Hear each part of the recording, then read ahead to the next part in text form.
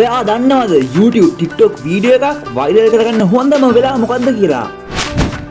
උදේ 6:00 සිට 8:00 දක්වා. ඒ ටයිම් එකේ ගොඩක්ම ඉන්න ඔඩියන්ස් එක තමයි ක්ලාස් යන ළමයි, ඔෆිස් යන, ජොබ් එකකට යන කවුරු හරි.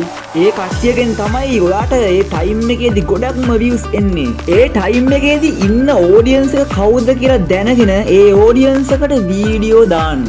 අනිත් එක තමයි දවල් 12:00 1:00 අතර මේ වෙලාවේ වැඩියම ඉන්නේ ලන්ච් ටයිම් එකේ.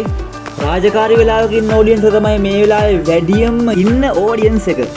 හැබැයි මේ වෙලාවට අප්ලෝඩ් කරනවා නම් ස්කූල් ළමයිව ටාගට් කරන්න එපා. වීඩියෝ එකක් අප්ලෝඩ් කරන්න හොඳම ටයිම් එක තමයි 7:00 අතර ටයිම් එක. මං ඇයි එහෙම කියවුවේ?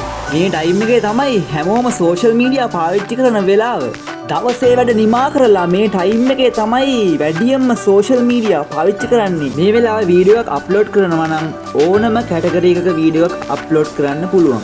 ඔයාගේ වීඩියෝ එකක් වයිරල් කරගන්න ඕනේ නම් මේ මම කියපු ටයිම් වලට හරියටම සෙට් වෙන්න වීඩියෝ එක ෂෙඩියුල් කරලා වීඩියෝ එක අප්ලෝඩ් කරන්න. එකම කන්ටෙන්ට් එකකින් වීඩියෝ එකක් හෝ 3ක් හැමදාම හරිම වෙලාවට අප්ලෝඩ් කරන්න.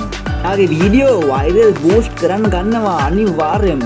තවත් මේ වගේ හැමදේම ඔයාලට ගේනවා. සබ්ස්ක්‍රයිබ් කරලා තියාගන්න. If you like my videos, subscribe. Prinia.